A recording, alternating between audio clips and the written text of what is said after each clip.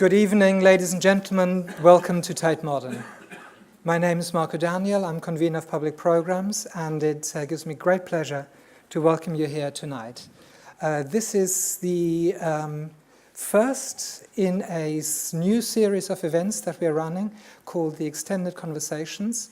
To you tonight, it may look like an artist's talk, obviously not an ordinary artist's talk with Mary Kelly and Hans Ulrich Obrist on stage, but a familiar format nevertheless. However, as many of you may have seen on our website, there is a much richer context of information that we've put there, made available for you about the artist, and also a new experiment, a conversation online curated by Mary Kelly with around 25 artists, writers, thinkers, her peers over a career that has spanned more than 40 years. This online conversation in which Mary asked very specific questions about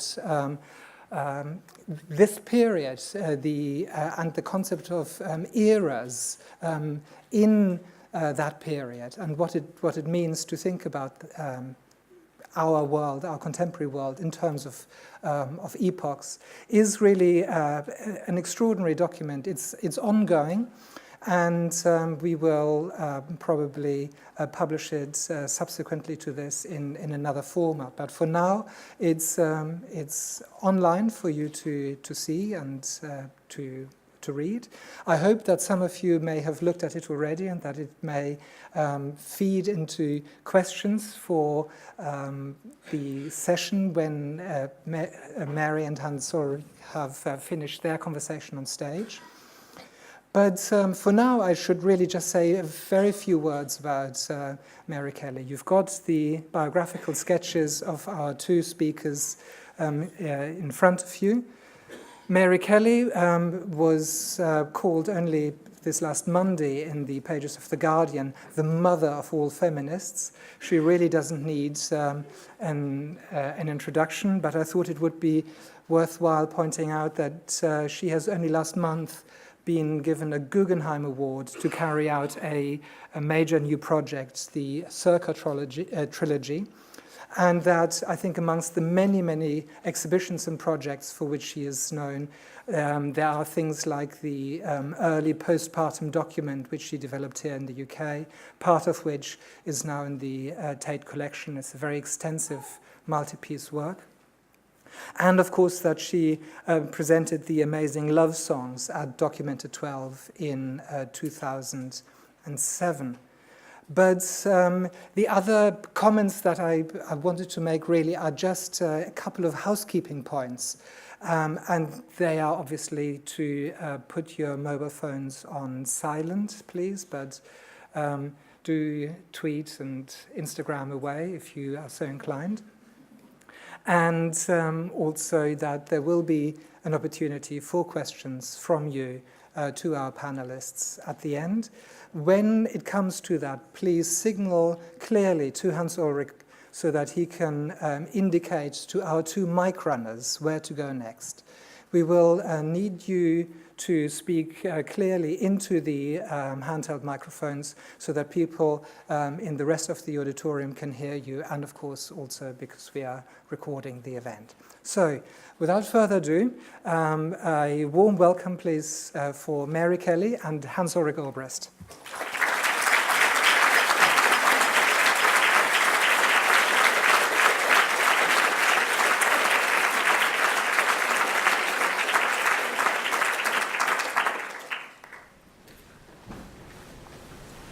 Very much for this kind introduction.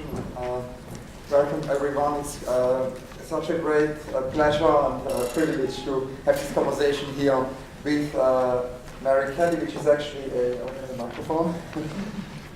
It's such a great pleasure and privilege to have this conversation here with Mary Kelly, which is our big and realized project, because we collaborated on an exhibition together with my colleagues Laurence Rosset and Caroline Christophe Bagaciev at Villa Medici in Rome, at the French Academy, in the very beginning of 2000, an exhibition called Le Jardin, la Ville, la Mémoire. It's an exhibition about the garden, the city, and memory. and evolving over 2 years, where we invited Mary to show postpartum document in Rome. It was an exhibition which had a lot to do with this necessity of memory in the digital age, also in the then nascent digital age, now much more kind of advanced digital age, where, as Eric Hobsbawm always said, a protest against forgetting remains very urgent. It's not because we have more information that we necessarily have more memory. It's maybe at the very core of our digital age is amnesia. So I'm very delighted that tonight we can have this conversation, that this unrealized project to record a conversation with Mary Kelly is being realized. And we will talk, of course, about many realized projects, but we will also focus on one very specific unrealized project of Mary, because I always find it very important to talk about the unbuilt roads, about projects which have not been realized. It's something Doris Lessing always encouraged when she said how important it is to talk about projects which there can be so many reasons why projects are not realized. But before that, I thought we could maybe begin with the beginning. And I wanted to ask you, I read a wonderful conversation you had with Ian White a few years ago, where Ian asked you about your beginnings, and you told him about your training as a painter, you told him about studying with the protégés of Giorgio Morandi. Yes. So I wanted to ask you to tell us about how it all started, how you came to art, or how art came to you. Well, I did my graduate work in Florence, and I did study with protégés of Morandi. But the most exciting thing that happened to me there was that I did the history of fresco with Corelli, if anybody remembers, the pupil of Longhi, who was like legendary in the field of art history. And he used to take us to the Carmine, and we would look at the Masaccios inch by inch. You know, it would take days and days to get through just one piece. And that kind of methodical approach to work stayed with me, I think, for the rest of my life. And I was an American, you know, coming to this from the context of like abstract expressionism and teachers that said never spend more than a minute on your work. Think about it and make the mark, right? So I think these two worlds that I inhabited at the beginning of my career kind of came together in my practice eventually. And can you tell us about the journeys? Because you then came in '68 to London to study at St. Martin's, but before that there were many journeys. Right.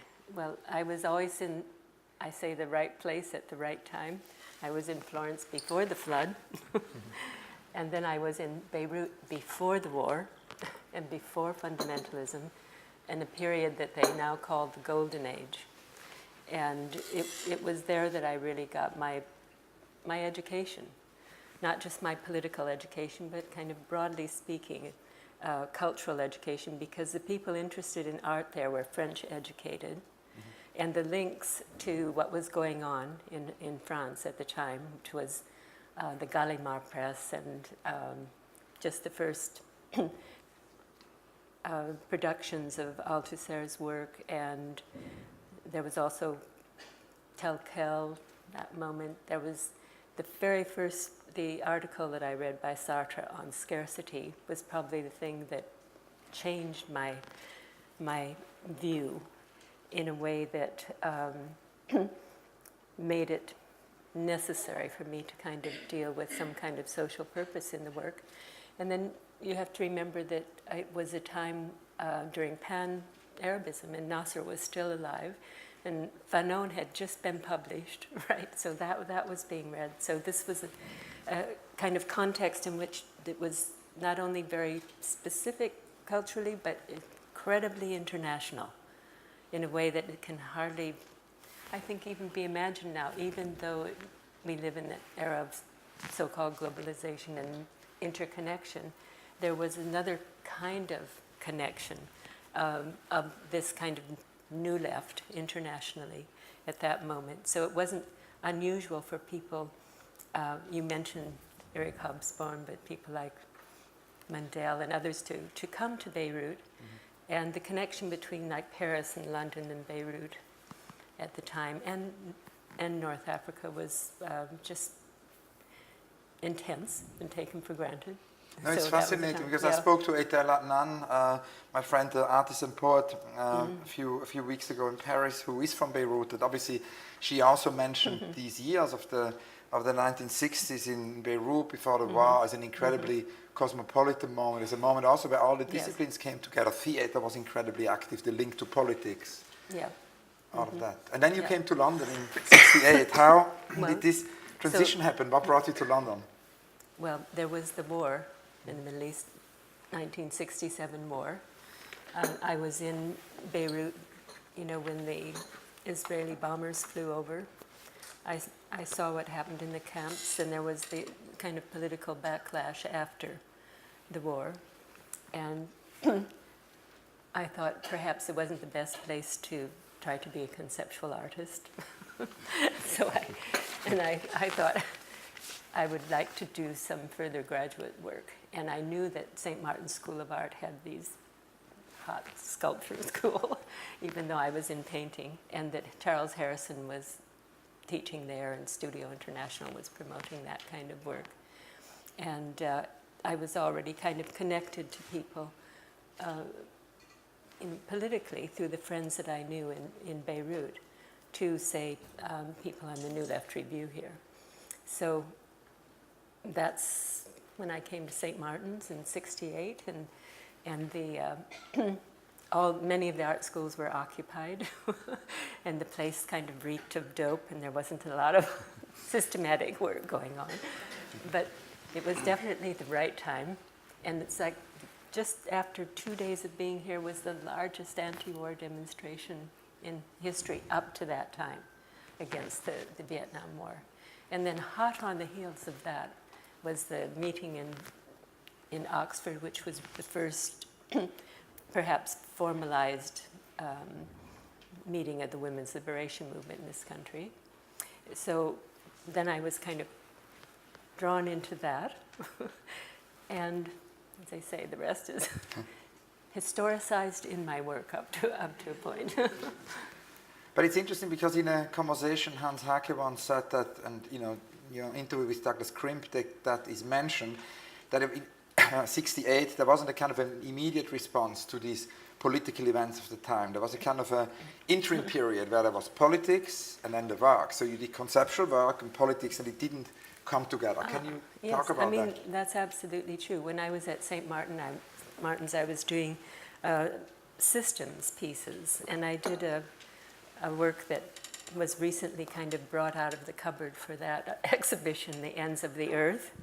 It's called An Earthwork Performed. That's in 1970, no? And that's in 1970, and it's basically a performance that involves shoveling coal, recording it, and filming it, and playing it back in a kind of sequence that is kind of outlined as a systematic kind of wall of sound and image. And it was, I think, probably in those years between 70 and 75 when I worked on the Night Cleaners film that I first started to think about ways that I could bring those two things together. And obviously, film was incredibly formative. In that period, everybody was a cinephile, of course, and we saw lots and lots of films, experimental films at the NFT. I remember going to some of the first, I think it was as early as '71, that Straub and Huyer's films were shown there. Yeah, I was thinking about that in Venice, because there was a very sadly Daniel will die, but there is a film now of Jean-Marie Straub, which is premiered in Venice. And I was thinking about you there, because you mentioned that you actually in the early 70s saw Otto, and that was a huge inspiration. What was it about Straub and Huyer that struck you? It was real time. Yeah. It was running the whole reel of film and that shot into Rome in Othon. In those days, the film roll would run for about 10 minutes. So it's the entire thing. And that just, as I always say, just kind of took my breath away, the fact that you could do that in real time. And I thought, well, that's what I wanted to do in the installation. Because when, working on night cleaners, it hadn't really occurred to me how I could use something like, say, diegesis in the context of the exhibition. And when Peter Woolen saw the first showing of Postpartum Document at the ICA, he said, well, it's diegetic space. And then I thought for the first time about the difference between the way I used duration and the way that duration was being used by most conceptual artists at the time. And the importance of how it wasn't just literally the narrative, but as I tended to call it, the narrativization of space that was interesting me. The way that you pulled people in and through that story. And that brings us actually maybe to the first images, because in a way that marks the transition from this idea of real time into sort of the picture in the expanded space. Because I like to say this is a typical Mary Kelly photo because you don't see anything. and that was, this interest in being kind of radically anti-Gestalt. I mean, if there's anything that really irritated me at that time, it was a lot of the best French theorists, film theorists like Ballor and Lyotard and others, thinking that the artwork was something you could take in at a glance.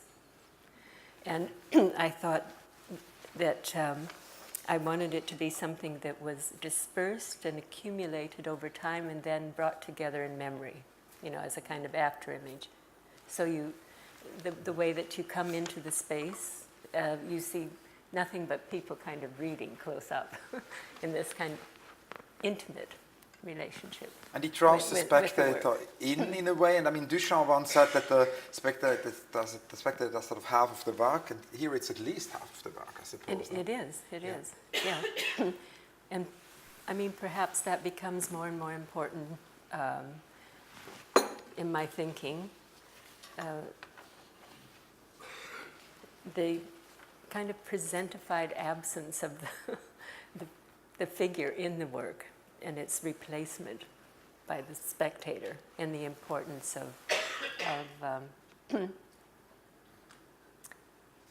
the spectator's movement through the space. And but works differ. And one reason that I hesitate is because every time that you decide to say, my work is about this, right, then you see that there's another work that's not going to do that exactly.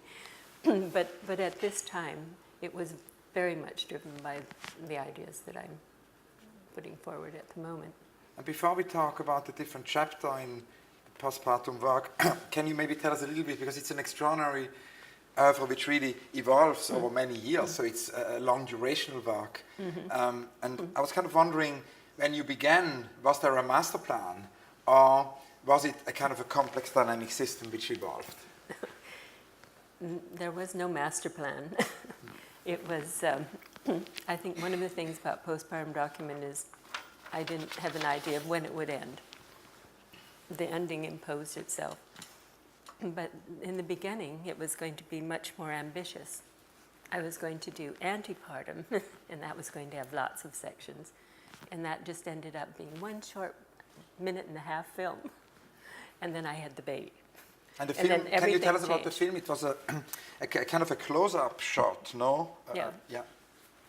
Close-up of my pregnant abdomen with just one movement of the hands over it, which took 1.5 minutes, and it is played, on a loop. So it's very much like a lot of the minimal experimental films of the time. And in the Donna DeSalvo's show at the Whitney, she put it kind of in between a Sarah, I think, and another work of that period. And it made a lot of sense at the time. Because I think one of the things that is perhaps maybe less exciting for people now when they're working is just how involved I was with trying to develop this kind of critique of conceptualism. And I could only do that because I was intensely in love with it in the first place, right? But very, very irritated that it didn't address the question of the subject. Because, I mean, as you know, the first kind of stage is the interrogation of the object, right? Which very quickly led to the interrogation of the interrogation itself. And then I would say, well, but why? Once you get to that point, then you need to kind of deal with the question of subjectivity, but of subject formation. So in more than even being about just the mother-child relationship, you could say, in one way, it's about that interrogation of the subjective investment, in the work, and it addresses a certain absence in the method that existed in conceptual work up to the time. So if it's sort of putting that agenda together with what you were referring to earlier about the political agenda. And I'd just like to get back to Hans Haacke a minute, because he told me in a conversation that it was feminism that made it possible for him to bring the two together. So in that period, when I was working on the Night Cleaners film, of course there was a lot of discussion about documentary, right? And how not to have a voiceover, how not to have talking heads. We could have almost lived with the cleaners, following them around. And we were trying to do something which was,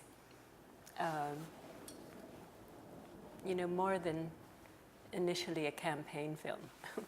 We were trying to say, what's the story of the cleaners, but also of the women's movement that was involved in it at the time, the Women's Liberation London workshop, as we called it, and also the unions. So the different, if you want to call them, the discourses around which that film evolves, was a sort of system that I also used in later work. But the most important thing is experiential, which is about women's lives, right? And about the reason that they were working at night, because they had children, right? And that kind of coincided with the time in the women's movement here when there was a very controversial debate over domestic labor and payment for housework.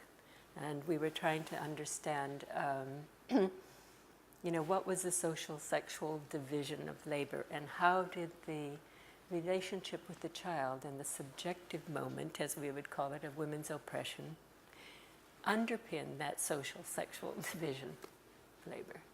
So in the experiences that I had, with the cleaners, it just seemed absolutely central that you should try to understand what that relationship was to work in the home. And beyond just the, what should we say, kind of literal notion of labor, what that incredibly overdetermined, if you want to say, psychological relationship that the woman has with the child. And the fact that it's not necessarily a matter of providing child care, but it's more about it's providing choice. Because we needed to understand that kind of pleasure in the relationship with the child was something that allowed the ideological hierarchy that we often associate with patriarchal social relations to kind of endure. So the first project that I did, really that's not the first. I tend to think, in the way that we redo history when we look back on it is often to make it neat. And I like to say, okay, I did Night Cleaners and I did Women in Work and I did Postpartum Document. But the fact back to your question about was there a master plan? No, it was kind of a mess of all three things that were happening at once. Because at the time that I was doing night cleaners, I was also involved in the artists' union here. And there was the women's workshop, and three of us decided that we would do a documentary exhibition about the implementation of equal pay in the one South London factory, a metal box factory. But just at that time,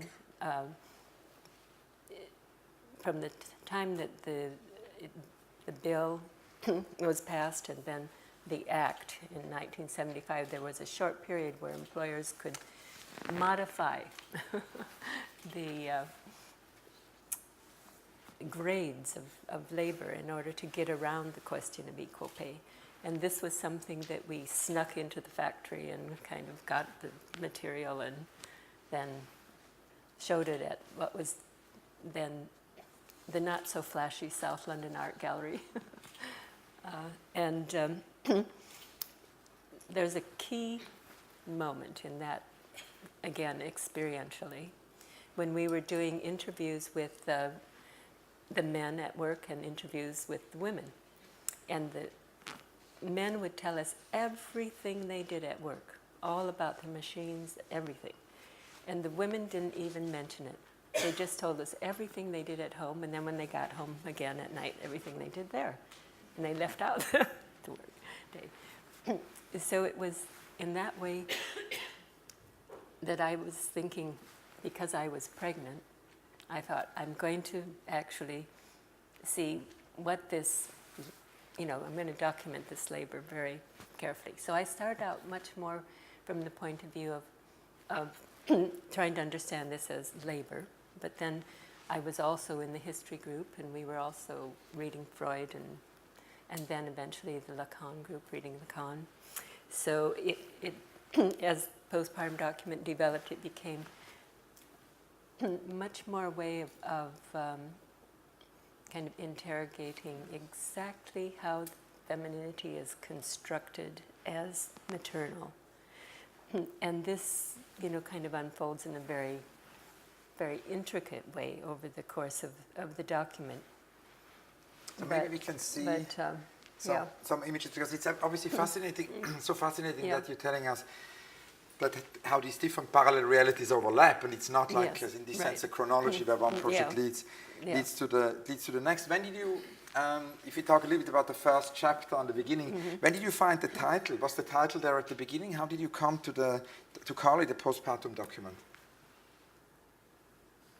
Well, because postpartum is a medical term, right? And I thought I was being clever to put the hyphen in, which I now kind of regret. But I thought it would call attention to the fact that it was very post, not just the first 3 months, but like six years. But my other attraction to using Latin, which I continued to do, was a language that nobody spoke, right? And it could kind of represent language at another level, right? And also it was incredibly linked to, again, what we might think of as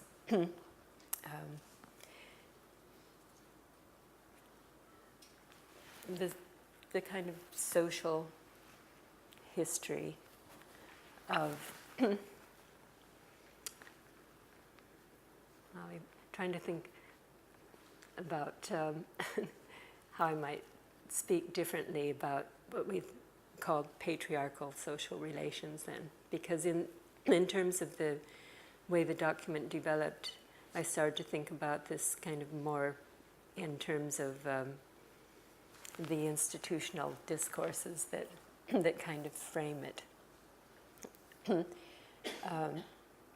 So that it's not kind of reducible to just one set of terms, but if you took the medical discourse, for example, as I do, and use one of the diagrams about pediatrics to introduce it, then you would see, well, what is this actually doing to show an expectation on the part of the good enough mother that she will feed the child the right thing, right? So there are ways in which that kind of gendered hierarchy is instated through these very specific institutions and discourses. I suppose that's kind of where I went rather than the flat. It's obviously such explanation. a complex work that our whole interview today could be just about that work, but we decided to talk about several other things. But I still think it would be great that you, without us going into all the chapters, that you tell us a little bit more about how it's structured. And before that, maybe a question about, you call it in 2 interviews I found a debate-specific work. And that's obviously very fascinating, because Buren talks about in situ, and there is a lot of discussion about site specificity. This work has a lot to do with space, and it's each time develops a sort of a site specificity when you install it, but it is not necessarily in situ in the sense of Buren. Can you tell us about this debate specificity as opposed to a site specificity, which has also to do with its different parts, I suppose, which can be exhibited either separately or together? Well, shall I go to the debate specificity before the work? Yeah, I think so. I think it's good. I think it's good to talk to space specificity. Okay, but which is very important for me anyway, to understand that, say, the question of medium, if we go with Rosalind Krauss's definition of a support which is both physical and technical, right, that generates rules. I mean, I had this conversation with Rosalind many times, and she kind of came around to it, some of it not because of me, but because of the way things have changed, as you know, through many movements like relational aesthetics and others. But anyway, to say, I would ask her, well, what if we considered this support to be something like a location or a community or an oppositional movement, right? Or a social system, as it were. And of course, my idea was that it would be the oppositional movement, right? So then, well, what is the technical support? What would you call this? And then I said, well, it would be debate specific.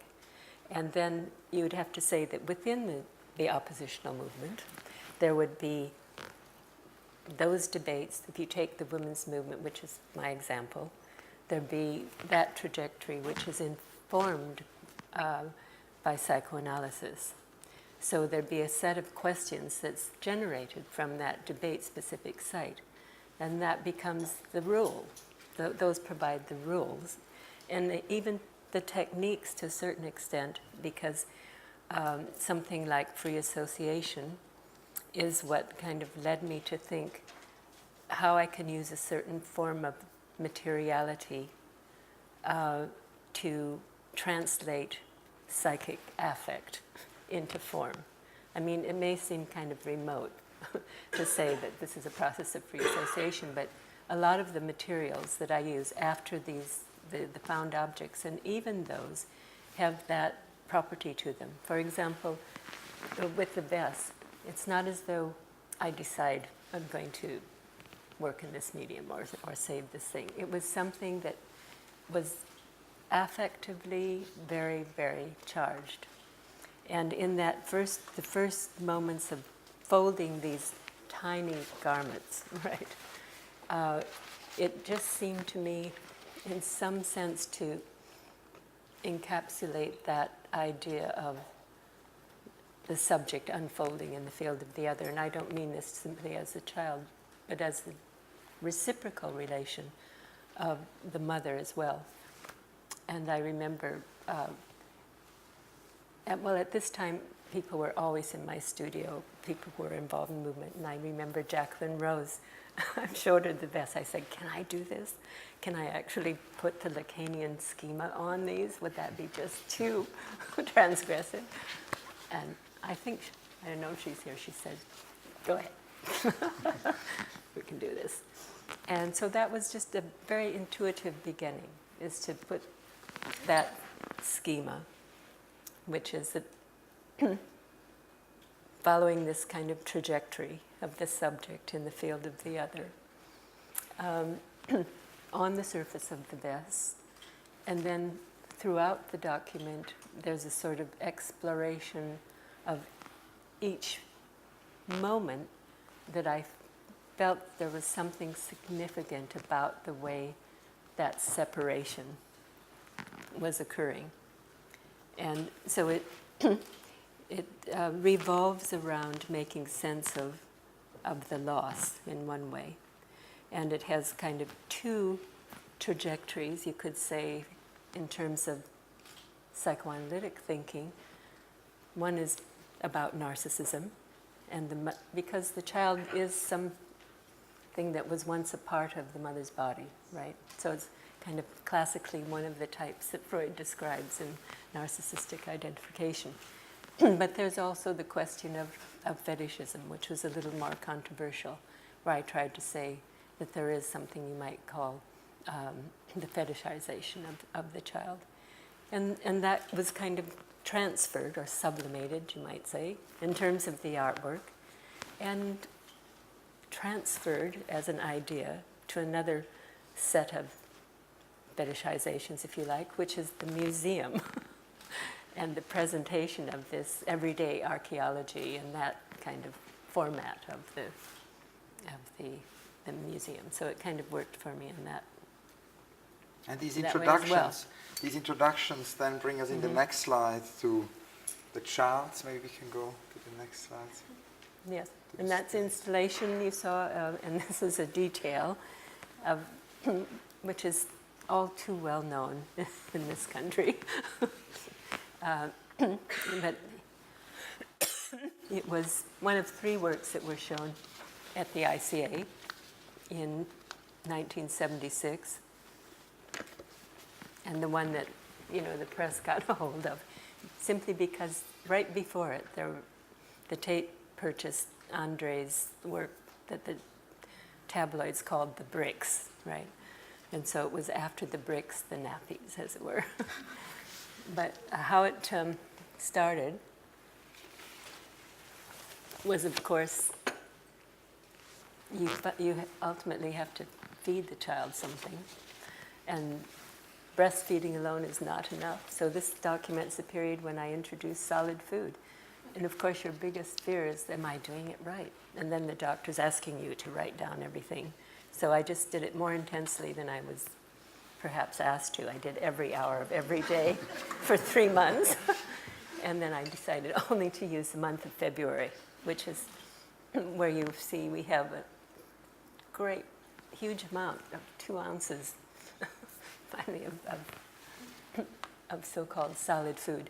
But it looks like this was not a happy outcome, this particular one. And so they're all kind of coded as to how they turned out. And remember when I referred to this, the idea of pediatrics, which is what I used as a diagram to introduce it. Of course, that's the thing that's internalized by the mother. What have I done wrong? Did I is it my fault? So how you fulfill this agency of the mother becomes the question that's interrogated. So shall we look at more images? Yeah. And in the second one, I thought, this is a little more obscure, and I don't want to take up a lot of time with it, but of course with Lacan he says the scenario of castration is not something that's visible. It's like weaning from the breast is something that's specular, but language, the entry into language, is something you can't see. So then the problem was how to make these first words something visible and palpable and stuff-like the nappies, to get the emotional charge of those words in my experience of it. It's like in providing, and in that very peculiar bond between the mother and child at that moment, where you're the only one that knows what they're saying. So you're almost like providing the signified for their signifier. And so that's why there's a little mirror reversal there. It's set out in type, and then you print it in order to see what's being said. And there are classic things like there, ga, mama, right, at first. And then, of course, in every section of the document, there's something that looks like it's very empirical. Like you're seeing the introduction of solid food, or you're seeing the beginning of syntactical speech. And then behind that, if you want to say, there's the other kind of interrogation, which is about the moment of the mother's sense of loss and separation. And so how that works with the language is that there is a point where a child starts to use a nonsense word. Some people will recognize that out there, that you absolutely don't understand. And so when I asked, well, what's going on here? Linguists say that that's a pivot, and that just means that the child has the propensity to speak grammatically, and so of course they don't need to anymore. So they grasp the system on their own. So in a sense, you're cut out of that relationship. So that goes on. We have the next slide. Of course, this is so you could see what I was saying about the typeface and the mirror reversal of printing it out. And this is just set out in the way that a linguist would, with the speech events, absolutely, as they would do it. In fact, the University of Chicago said they used it in a course on the mother's role in the acquisition of language or something like that. So I had to swat up for each section in some different kind of technical language. And so if you go on to the next one, at least this gives an idea of how each section is introduced with the diagram. But in this case, in place of, where I talk about mechanistic science, we have perspective code. And these are the drawings that are in the Tate collection. And of course, they follow the first kind of marks to the production of this kind of circle at the end of the work. But if you go to the detail, you can see that in A, B, C, D, the object to be drawn, that's just the tape-recorded conversation. And then the next column is vanishing in terms of perspective because it's when I play it back, right? And then it's a week later when I write a diary about it. So you have the vanishing point, which is kind of much more like a notion of Lacan's vanishing reel, right? And you have a distance point here, which you could say is, if you read all the stories, it would make sense. The distance point is much more like the paternal function. It's like the third term comes into the relationship at this point. It talks a lot. Does it talk about Ray in here? Yeah. And handwriting starts to... And handwriting. I wanted to ask you about this because, as you know, I'm very, very interested in handwriting. And Umberto Eco wrote this text a few years ago where he basically, and Tate said the same thing, how urgent it is that we avoid in the digital age the disappearance, or even Gustav Metzger would call it the extinction of handwriting. Now, handwriting played a very important role in many, many of your works, and that's a kind of an early appearance of it. Can you tell us about how that happened? It's the first appearance of it, and it was pointed out to me by John Pauletti, who curated the show of British art at the Yale Center. Do you remember that one? It was called The Critical Eye. And he said, did I realize that when the child starts speaking, like that I start writing? And it then starts to make you think much more about Derrida's notion of writing. And it isn't something that imitates the spoken language, but its own system of difference, and very much about loss and tracing that memory. And of course it carries a different kind of affect, the handwriting.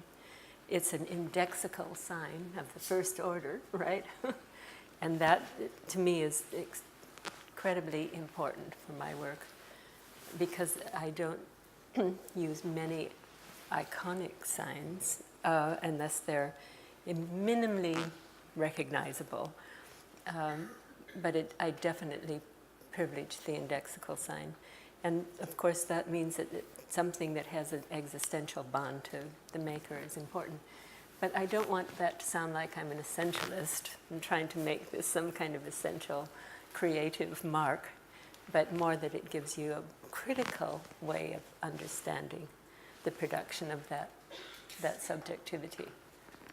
And this avoiding of Yeah. iconicity is also, I Yeah. read a conversation I had with Laura You know- Mulvey, which is extraordinary, and maybe it would be interesting to hear a little bit more about this avoiding of iconicity in your work. And also I'm very interested, I mean, it's two questions. I'm also interested in with whom you had dialogues at the time of when you worked on this different chapter of the postpartum document, because it seems that the dialogue with Laura Mulvey was particularly important, but there was also a very important dialogue with Lucy Lippert. I had a conversation about you with Lucy Lippert a few years ago, and she said she would talk a lot with you at that time. But in fact, this 1976 is the time that Laura and Peter Woolen made the film Riddles of the Sphinx, in which they used postpartum document in a section of it. And also I was living in a collective at the moment, at that time, and there were constant conversations, with Sally Alexander, who is a very close friend, and she was in the history group, and with the other women who were in the history group. That's why I did the online conversation starting with the history group, because that's where the conversations first took place.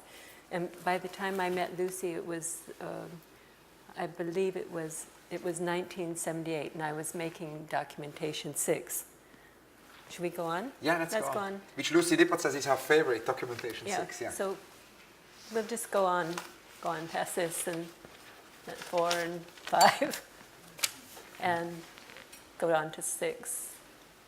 Okay. Here, Lucy Lippert says, part 6 is my favorite part of the document because it states most succinctly the themes of the whole piece: removal, distancing, the weaning process that characterizes socialization and all relationships. Can you tell us about part 6? Well, first I'll just tell you, when Lucy came to see it in my studio, I did start to explain exactly what you asked me, and she told me to shut up and let her look. So that was my first lesson in not kind of getting ahead of the work, and letting people think about it themselves. But it's the most elaborate in terms of the process, because the found objects, even in 6, or in 5, where you saw the insects, they still are arranged, they're collected, they're arranged, in the work. But in 6, there's something fabricated. And I think that is very indicative of what you're talking about in terms of separation. And I didn't think about that at the time, but I would now. At the time, I was thinking how strange this first alphabet was, because it took only 15 letters to make his name, and that was kind of the end of the project. And I thought of a way that it was sort of like the hieroglyphics, and that's why I decided on this Rosetta Stone mock-up, as it were. And I traced on it, I made a foil plate for this, and that's aluminum foil, kitchen foil, in which I could trace his marks in the upper register where the hieroglyphics would be, and then I would have to slide it into a table that I'd made with the little slot nits and do the next part, which was where the demotic would be, and you have the fragments from the children's books, and then where the Greek would be, there's a kind of narrative about starting preschool. And this is, I think, where you see, well, this is the last one, so the project's finished. He learned to write his name. But it's also a moment where you see that project that the child and the mother had been engaged in terms of the writing and the reading, is now kind of designated to another institution. So there's a sense of you have no control over that, right? And the child is kind of given up to that. And it also tells you something about about separation from the means of production, I suppose we would say, in terms of class, and about every mother's aspiration for her child, right? Which is just kind of symptomatically blown up when they go to school and where they go to school, right? That it's not that it's her desire is so radically circumscribed by the conditions of her existence. So I thought of this kind of more like the pietà. It was the mother relinquishing. And Rosalind Delmar said to me, see, it says, Rosalind says, when I'm complaining about him being in school all day, she says, well, you're a real mother now. So I had to think about that real mother being absolutely tied to this idea of separation and loss. I mean, it was not just an aspect, it was fundamental, right? And in lots of ways, yeah. And how can this work? Because it's such an infinite work. How did it come to an end? How did it? Because how could you go on when the child becomes the author of this text? I mean, it even seemed a little like I was superstitious. I couldn't go on. It didn't seem right. But the end is also, you once told me when we worked in Rome, that the end had to do something with an algorithm. What will I do? Can you tell us about that? Well, for each section, there was an algorithm. Yeah. Like, what have I done wrong? Mm-hmm. Or why is he like that? Or what do you want in number 4? And then what will I do? I mean, in a way, when he leaves home or grows up. But you could say, what will I do in terms of the work? Which comes back to the debate-specific site and to the kind of question that came right hot on the heels of this work was, well, what about the non-reproductive woman? What about the older woman? What about different object choice? Everything that's left out of postpartum document, and including what then became a debate about psychoanalysis itself, its relation to clinical practice, and was it just becoming another orthodoxy? Some people will remember that here. So when I went on to my next project, Interim. That's the transition really, yeah, because you mentioned the question of aging. Yeah. That I was trying to address those questions. So can we see Interim? Yeah. Oh, no, I put this in for you, Hans. Yeah. I have been, because just digress from for a moment, because when this was shown at the Generale with postpartum document, they had an archival show, right? And then when I met Hans in Rome, he said, well, I'd like to show the archive in my exhibition. Do you remember that? Yeah. And at the time I thought, he doesn't want to show the work, he wants to show the archive, right? But now that I know your approach to work, it makes complete sense. And I sort of wish I would have let you do it. But you can see in the archive, each of the 6 sections go through, well, the different discourses in the work and address them. This one appropriately has some of the material from 6 that we were talking about. And then from 5, the books, the insects, and some of the notebooks, and other sections kind of deal with the publications and the relation to conceptual art and that. So anyway, it still exists, Hans. Where is it? It's in a box, if you want it. Yeah, it was like a show within the show in Vienna, right? It was an exhibition within the exhibition, the archive. Mm-hmm. I can also, I have to recommend to everyone the book of the Generali, because it's the most extraordinary publication, the book. So I think that's the next slide. Exactly, this is extraordinary. And I have to tell you about here. Yeah, no, but this is a different book, Hans. Yeah, this yeah. This is the cover to Rereading Postpartum Document that Generali produced. Yeah. And I put that because it was designed by Dorrit Margreter, who The artist in represented Vienna. Austria in the last Venice Biennale. And she, she designed it. Yeah. Okay. So let's go into interim, because I think you already made the transition, so that was an excursus. Okay. But we were already in interim, because you said it was the question of aging, things you left out from postpartum document. Right. You also said that it went from looking to listening. How did interim start? Well, I'd say generally all of the work is implementing a certain kind of listening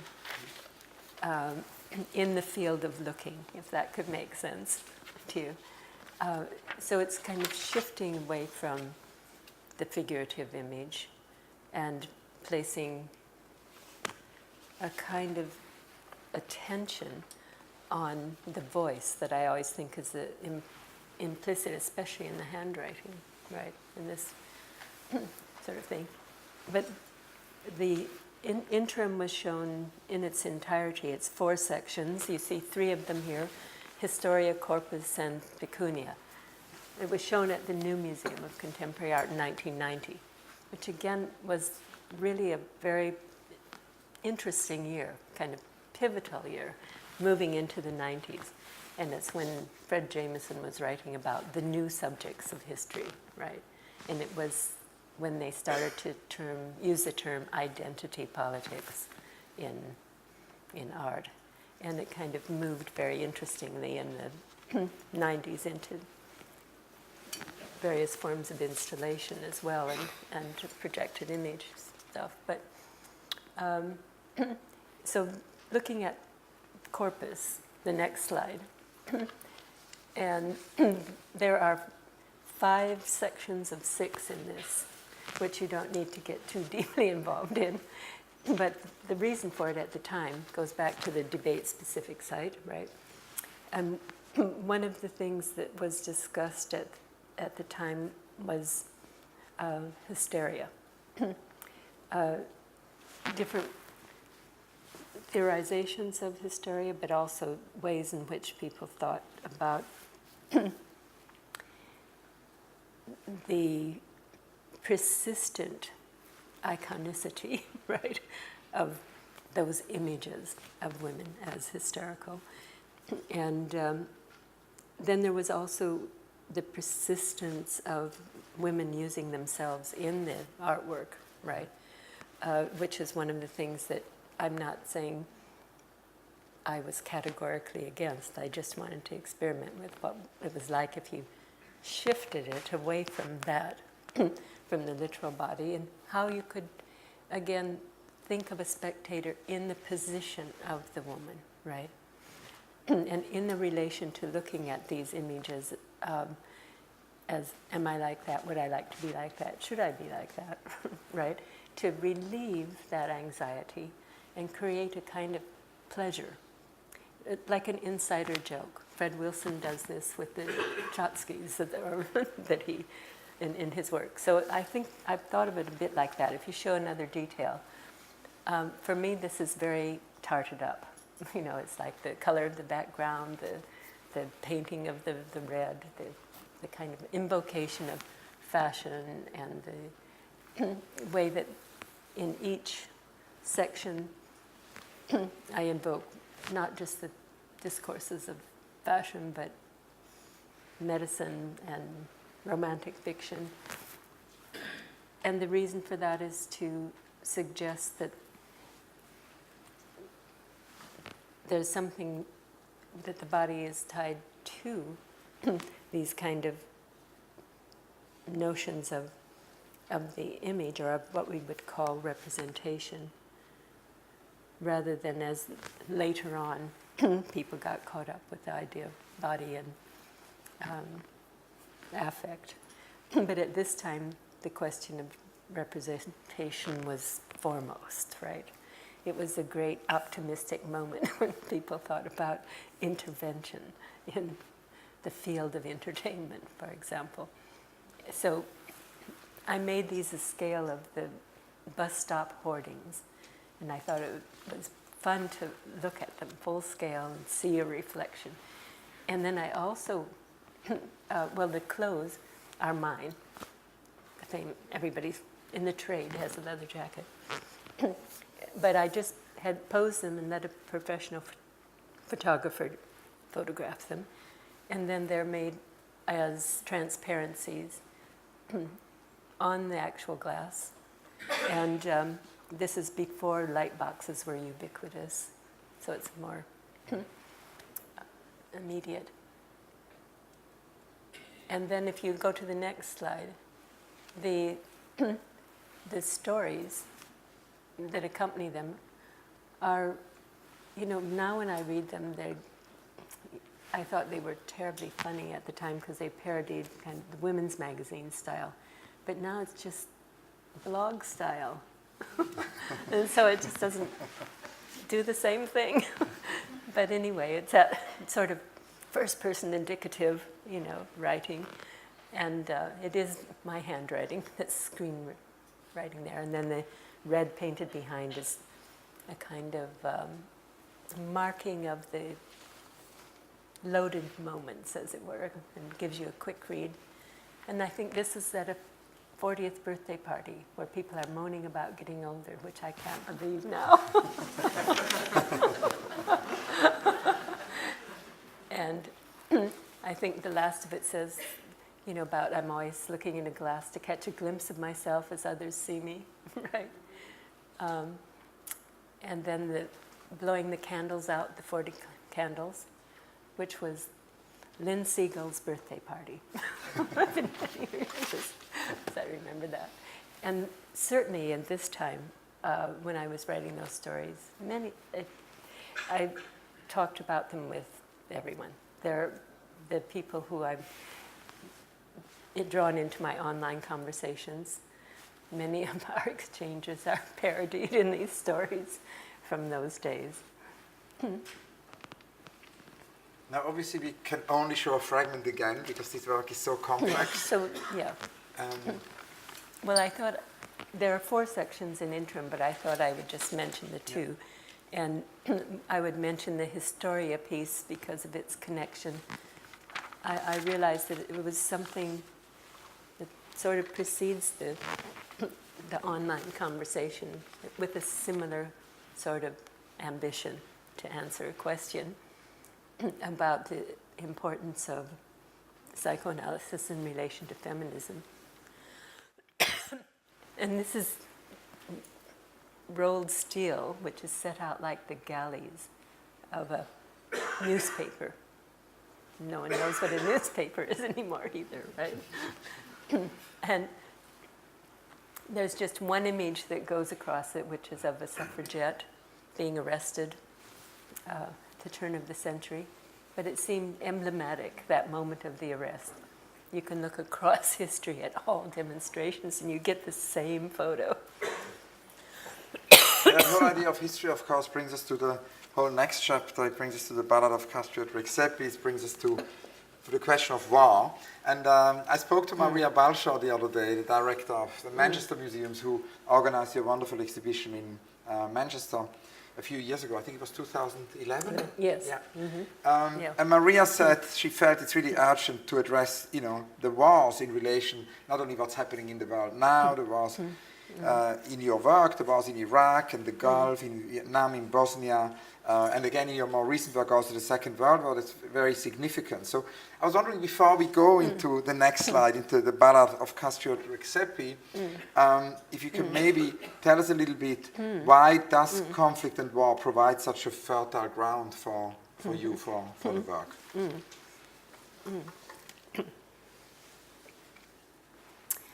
Well, after Interim, there was another work.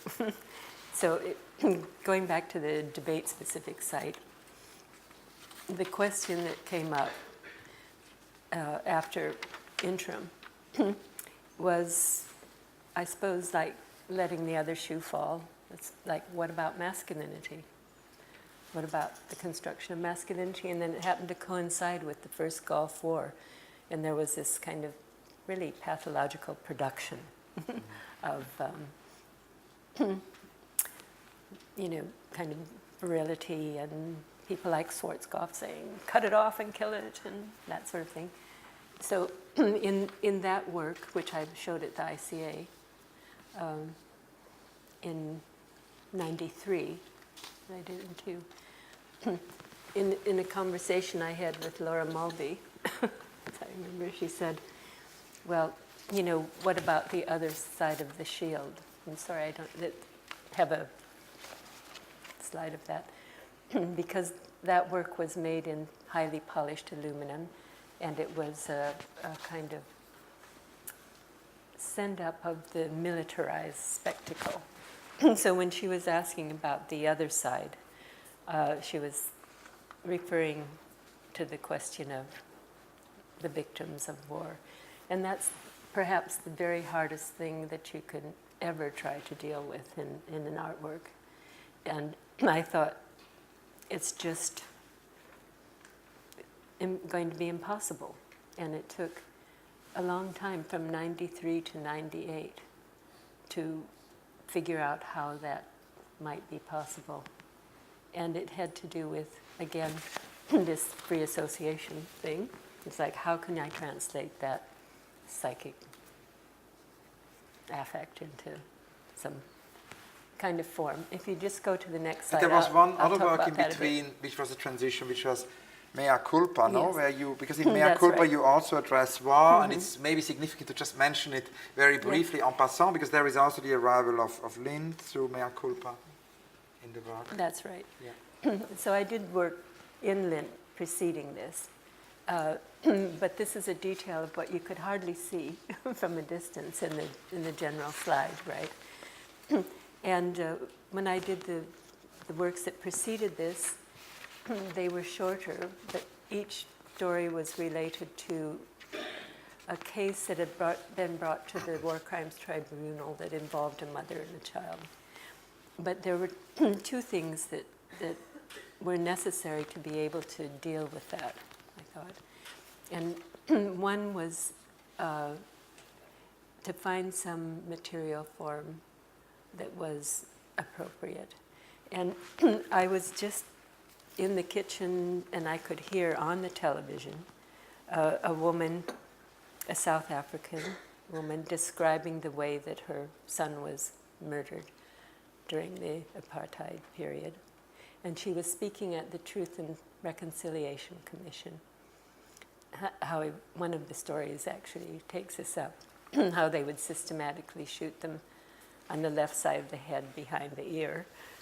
And it was because I was involved in domestic things and doing the washing, and Ray and I were looking at the lint, and it just seemed that there's something about the way those events are filtered through the media into our everyday lives that I could capture. Although, I mean, I hate to even explain it because it seems to make it a bit too literal. But I thought if I could use the lint, it would be ephemeral enough, and it would also be about labor and about memory, a performative idea of memory that takes time. So I found a way of putting, with the help of my partner, putting vinyl on the filter screen of the dryer. That's the shape of the filter screen. The vinyl goes in mirror reversal on it. Then first I do the whitewash, then I do the blackwash, and what you see in the text is just intaglio. There's nothing stamped or printed or anything. It's just it's a direct process. Okay, well, the next thing would be, if you go to the next slide, the next part of the puzzle was, how would it be possible to make this experience one that kind of evolved in time again. So I had the idea that I wouldn't write the text in a conventional way, but it would be spread out in this line, and that you would have to walk along it to read it.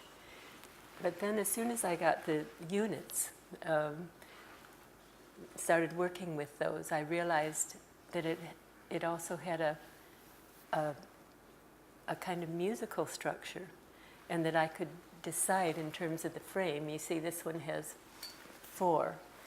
I could decide to do it in 2/2, 3/4, 4/4. I could give a pace to the spectator, kind of walking through it.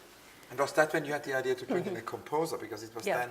Yeah, right. Michael And then Moore. it seemed, okay, there was the voice, right? Yeah. And that kind of is running through this like a transverse sound wave. That's how I think of it, right? The voice running through. And this is the transverse sound wave in music, and there's sort of an ABA structure. So then Michael Nyman, whom I had known since the 70s, had asked me previously if I wanted to write something for him for musical theater, which I didn't want to do. I never had the right idea for working with him. But then when I came up with this project, I thought, that's perfect, because he can do a score for the exhibition the way he does a score for, Greenaway's films. And so we talked about this as an anti-ballad. I wrote the story in a kind of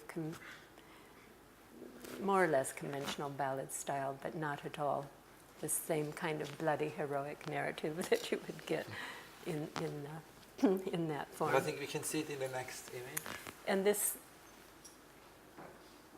was there one before this that gives you one line? Yeah, there was a line. And then So I you think see at least just one line. Okay. And She then- lays his body on the disbelieving ground, does not scream, does not look back, next slide, but vows, always, always, always, I will think of him. That's a good line from it, in the sense that it shows you the point in the story. There are 4 stanzas in the whole of the ballad that you see in the installation view. The first stanza sets up the historical background, which obviously goes back to the Ottomans into the 14th century, right? But the second stanza is about the moment that she leaves the child and thinks he's dead. This is during the period of 1999, in March, the NATO occupation begins. And the exodus of Kosovar Albanians from Serbia is really provoked, by that intervention. And in the process of fleeing, and they think that their child is dead, and they leave him. And I thought, how could she leave him? What kind of terror, what was going through her mind, or at that time, that it would be possible to do that. And so that line is really central to me.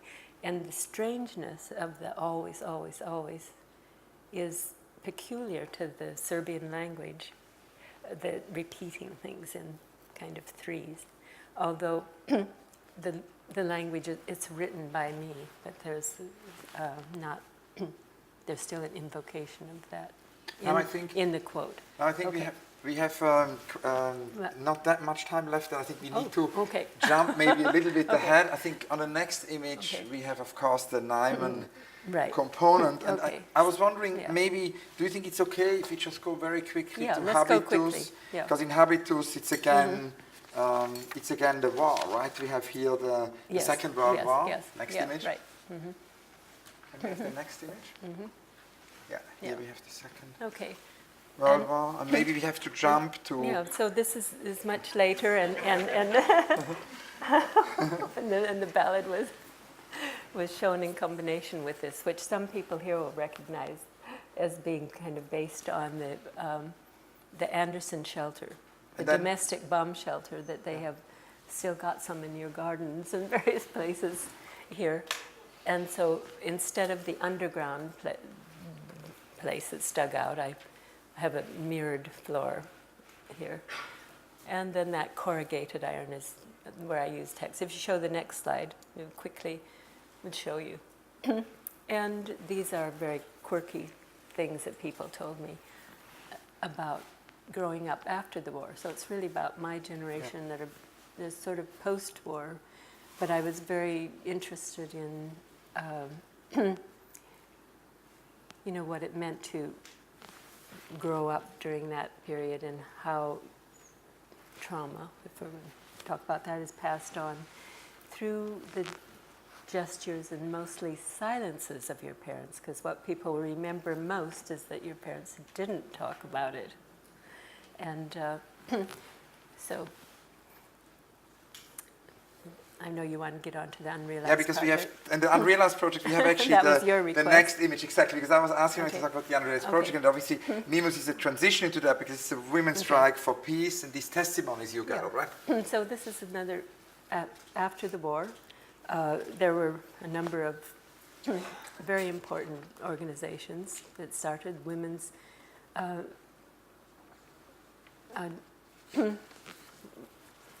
well, this is Women's Strike for Peace, and I know I could tell you the whole story of it was just the anniversary of the Women's International League for Peace and Freedom this year, 100 years. It started in 1915. But after the war in 45, the Women's International Democratic Federation started, and then just after that, in 61, the Women's Strike for Peace. And to make a long story as short as possible, Women's Strike for Peace was an incredibly important kind of precedent for women's liberation. They were action-based, they were non-hierarchical, they were inclusive. They were our mothers with their hats and gloves, but they nevertheless had these radical actions at the time that nuclear disaster was impending. And because they were associated, had gone to a conference in Geneva that was hosted by the Women's International Democratic Federation, which was an anti-fascist, pro-communist organization. They were brought before the House Un-American Activities Committee in 1964. But their actions had been very instrumental in getting Kennedy to sign the Nuclear Non-Proliferation Treaty of 1963, right? So this is a bit of the transcript from that hearing, which is sort of staged by me with a little bit of, directions that show that someone is watching it. But they're comical. And what happened at the time, historically, is that they made such fun of the McCarthy hearings in the press because of the interviews with these women that claimed just to be housewives, right? That it did unsettle the whole business and led to the downward trend of those hearings. Well, and it does lead us to the next image, which is the. That just gives you a detail of the work. Go on. In the next image, we then have this unrealized project, which is the peace is the only shelter. Can you tell us about this? Okay, so Hans wanted me to talk about an unrealized project because that's his project, right? And it's one of my projects, is to archive unrealized projects in order to make them happen. And so the reason I'm telling you about the Women's Strike for Peace is because Women's Strike for Peace, in their actions, they had these very clever things that they did, like send up many, many white balloons that said, pure milk, not poison, which was against the strontium that was from the... They had little matchbooks that said, we don't want to set the world on fire. And then they had these umbrellas that said, peace is the only shelter. And so this is the umbrella that's I designed that has peace is the only shelter on it. And if you go to the next slide, it was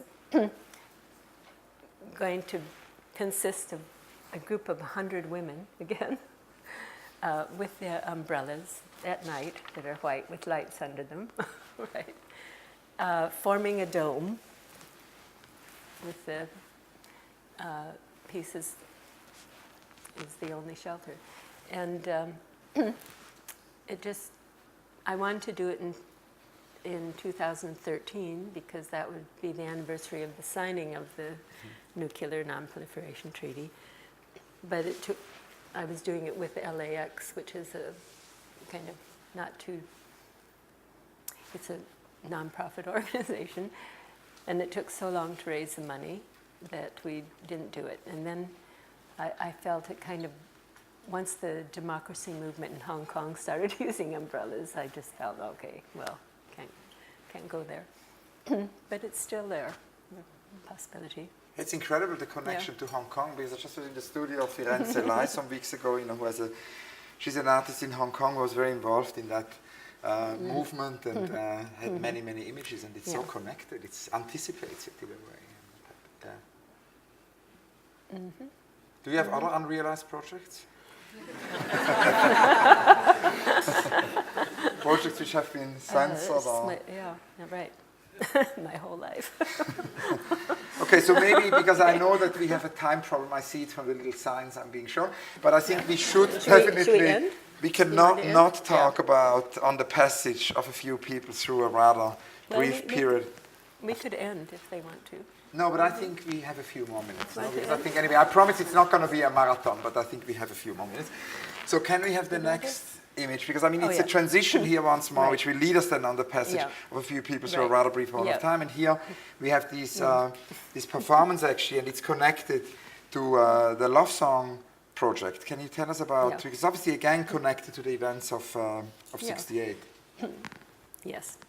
And one thing I wanted to point out is that because I had done the happening at Documenta 12 with 100 women from Kassel that were reenacting the 1971 Miss World protest here outside the Albert Hall. This is just is a photograph of based on the original 5 that did the performance. And in the Love Songs project, there were a number of restagings of events of the early women's movement, as well as narratives that were kind of based on 2 generations of feminists. So it was that which is linked to the period of work which is heavily about that history. And if you go on out to the next one, maybe quickly, and to this detail, this is the crucial work as far as taking up that question, because I did this, I was commissioned for the Whitney Biennial of 2004, so this goes back to 2004. And this you can see is using the lint process to make an image. So I say, never say you won't do it. Because then, and the reason it looks blue is it has projected light noise on it. So what happens is that if you see it, you're not sure whether this is a projection, but then when you get up close, you discover that it has this material. And so it kind of reverses what Barthes describes about cinema being the here and now, the moving image being the here and now, and still being being brushed with death, because you have actually the time-based process of the lint being the thing that propels you in the here and now, and the light noise that goes nowhere, in a sense, moving the other way. And I think it also says something about the technological shift of the moment, but I won't go into that. But maybe you can tell us I'm just going to say that, what? No, it's good. Just go on. It's good. Okay. I don't want to interrupt. Okay. No, right. No, I just want to say how I got involved in doing this history thing. And during the Second Gulf War, a lot of the protests, they seem to be dragging out the slogans from the previous era. Like you go to a demonstration and they kind of recycle things from the 60s and 70s. and I saw on the wall of one of the UCLA buildings, it said, "Stop the war, have sex." And I thought, okay, well, that's not quite make love, not war. But, you know, it's just an interesting connection. And then I realized that people were wearing the same clothes, right? And you yourself, you were born in 68. May 68, yeah. And so it just happened to be that, yeah. But right. not in Paris, in Zurich. In Zurich, yeah. That around that time, at the beginning of 2000, a lot of the students were exactly that age. You know, they've been born at that time or around that time. Yeah, it was uncanny. I went to see Modiano the other day, the Nobel Prize of Literature last year, and he obviously kind of incredible in terms of his literature of memory. And I told him about my birthday, and he knew every single day what happened on that day. He remembers every day of May 68. It was Right? amazing. Yeah. Yeah. So I think there is a sort of intuitive knowledge that you have of that period because you were born then, and it has to do with how you tried to make sense of parental desire, and so this has been the ongoing kind of exploration. And I have a last question about can that. I just say one yes, of thing, course. Hans? One thing before Q&A. Okay, is this kind of what I call the political primal scene, because it's kind of based on the question of origin, but to go beyond the family saga, as it were, to, I suppose, the grand narrative of social change. And then we get into Benjamin and other things. Okay. And that's the moment probably to open it for the Q&A. I have one last question, because you actually say that the impetus for all of this came from your students, which I think is so interesting, and that they were born around that time. And you talk about Walter Benjamin, who suggested there is a secret agreement with past generations. Can you tell us about that secret agreement? Can I? It's the last question, I promise, and then it's open to all of your questions. Well, it seems that there's, you know, as Benjamin says, there's something in the past that bears on the present and the future, and it seems to kind of turn around what he calls the lost possibility. It's like there's something that Lacan says about the child listening to the parent, but not to what they're saying, but asking the question, why are they telling me this?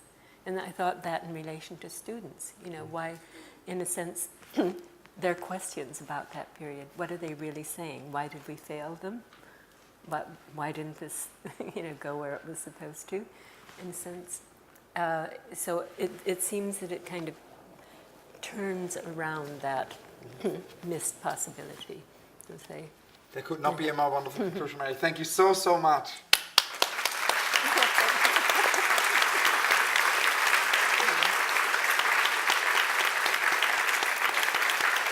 And now it's the moment to open it to all your questions to Mary Kelly. The question here. If you can have the mic, please. And to you. The question in the back. and questions for you too. That's good.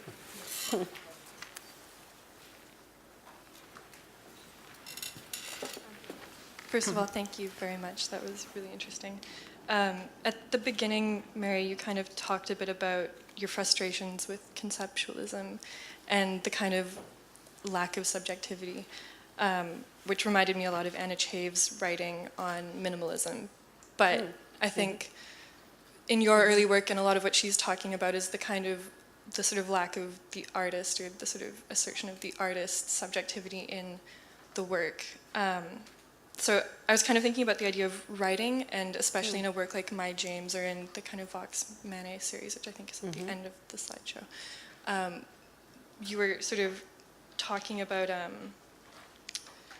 writing as tracing loss. So I was wondering what it sort of means, or if you could talk a bit about what happens when you're sort of occupying two positions, both yourself as an artist, and then also kind of this moment where you're recreating someone else's words or someone else's position in the work, what it kind of means, or if there's sort of a slippage between yourself and the sort of second subject, or what it kind of means to be sort of operating as those two people, I guess, in one moment, if that makes sense. Interesting. That's interesting. it's a writer's answer, because any writer will know when they're making a character. I mean, what you do is research the language and you kind of inhabit it. I think My James is a good example of that, because the 3 postcards were the mothers of the civil rights activists who were murdered in 1964. One of them, Goodman, who actually, his mother is a sister of Mary Ann Goodman. Do you know that? No, I didn't. But he sent a postcard to her just before he was murdered. And so from all that time, from 64 to 2005, it took to get one indictment of one of the Ku Klux Klan people. So anyway, I thought she should write a card back to him at that point. So what I had to do is to read all the things I could from the 2 women and the brother for the other one, and try to understand how they would speak, right?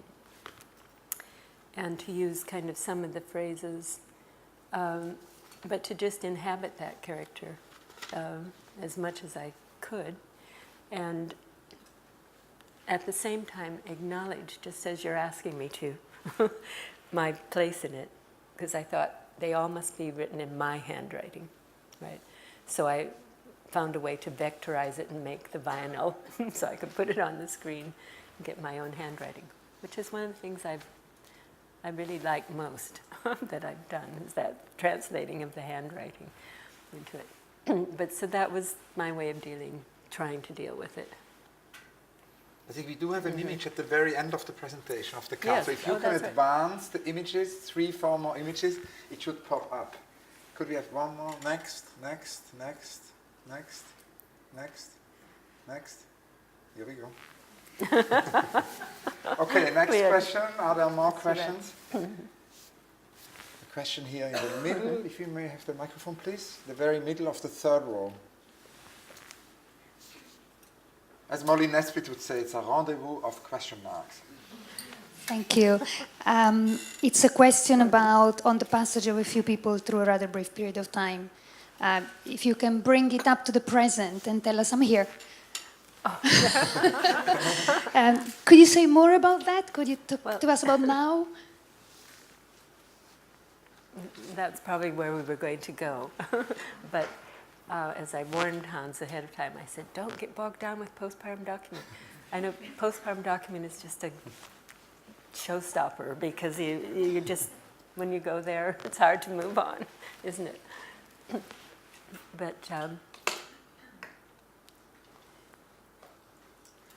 I wanted to go back to the work, to the circa 1968 piece from 2004, and to do some other works that would actually say something about what an era is, or to begin to say, well, how would you define that? And of course, it could only, if it's defined by the events of 68, then it ends up with that passage of a few people to a rather brief moment in time. It's for a few people, the era becomes something that's defined by the legacy of that period, which I mean kind of broadly all the cultural movements, of that time. So in the exhibition, it kind of begins with the Life magazine photograph of the war. Which we have also, if we go back one image. Yeah. Can we go back and more? And more. Here we go. Yeah. And this is the cover of Life magazine in 1944, a few months before the end of the war in Europe, and about 4 months before the end of the war in Asia, which is kind of marking that point I referred to earlier of when my generation was born. And then I think there was one just before this. Yeah, one more back, yeah. That in this magazine, which is something that was produced for only 1 year in 1971, called 7 Days. And you can't even find it on the internet. So I thought, this is perfect. Because it was well, some people disagree with me if I say that it was utopian, and those were people who worked on it. But in this respect, because it was a group of non-aligned people on the left, and they were committed to feminism, and women who worked on it, at least the idea was to have parity and everything, and to support the aims of the women's movement.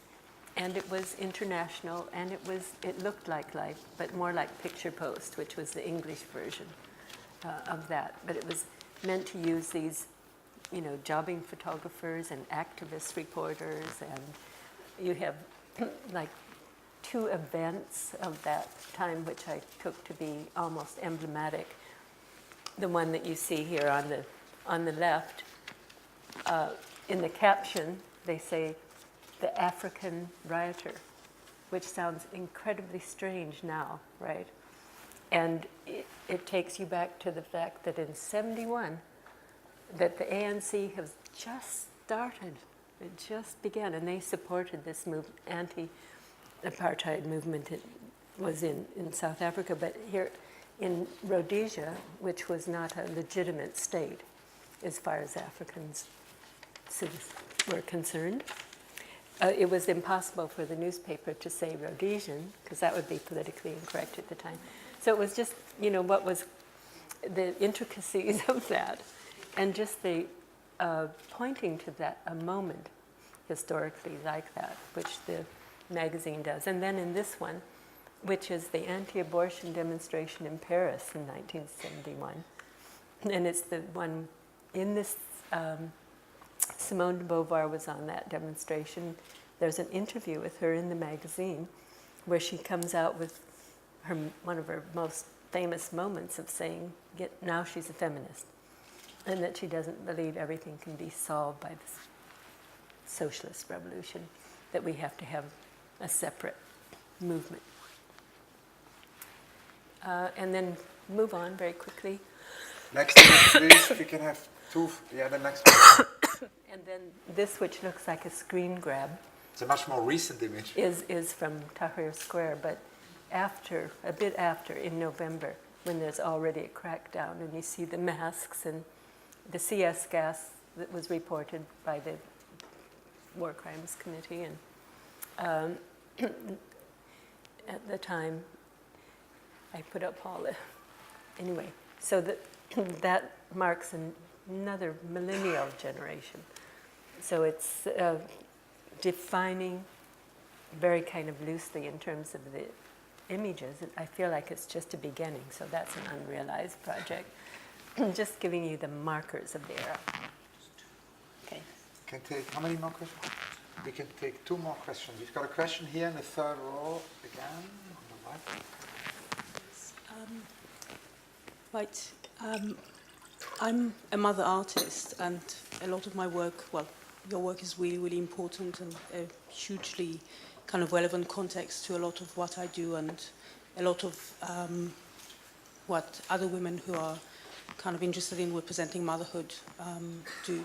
But I want to ask, I don't know, I think maybe a simple question, maybe not, but I was wondering if would postpartum document have been different, and in what way would it have been different had Kelly been a girl?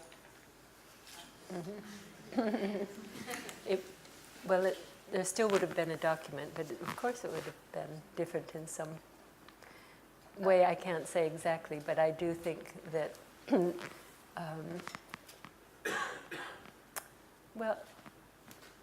I did address it in a certain way in number 4 of the document, but we can't go back to the document or we'll never get out of it again.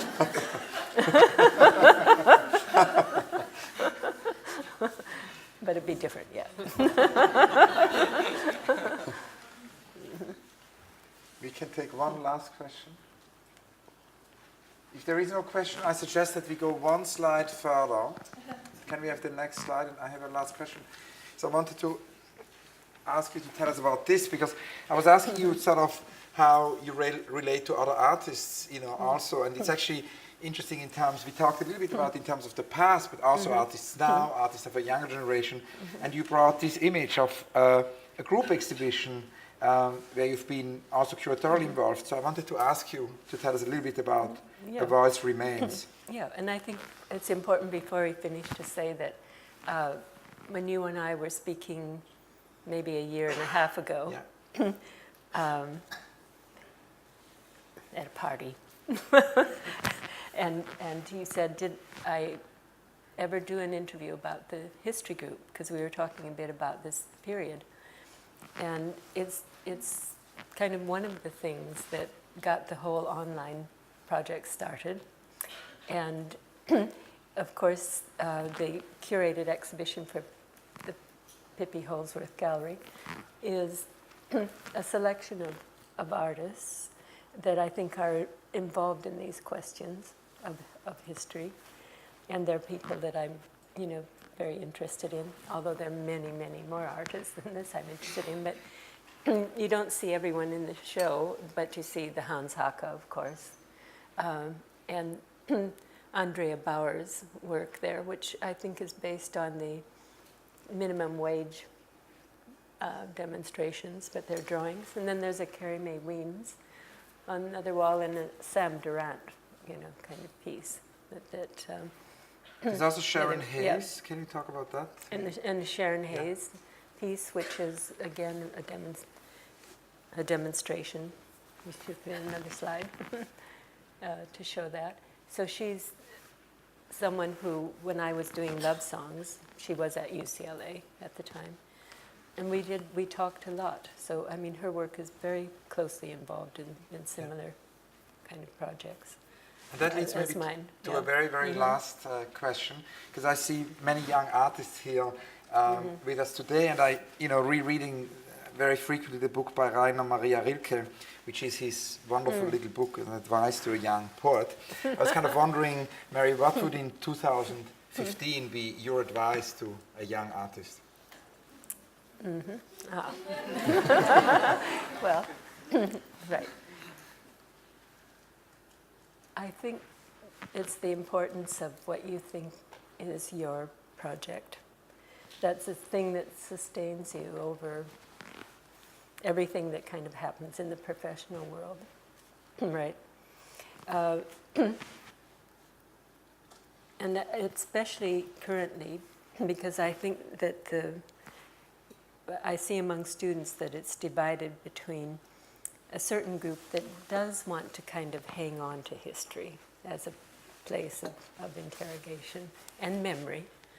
And there's another group that just wants to go with the flow, the existential flow of information, as it were, and see if they can register something symptomatically, right? But I think really in both cases, what's important is to kind of hang on very closely to what your project is, and I would say that can only be in some way defined by what constitutes an event for you. I mean, something that's life-changing. I'm not going to go into the badu, although that's very important in my thinking about the history and about the history group and what it meant for me. It's like something that, a moment you didn't expect that just kind of, that changes your life. But he says it instigates the truth procedure, which is not like looking for the truth, but holding true to something. So, as he says, whether that experience is so literally in a political movement, it could be, as he says, in art, it could be in love, it could be in science. But that's the thing to capture, to make your lifelong project, right? That sustains you, no matter what the market does to you. Thank you so much. Thank you very, very much. Thank you.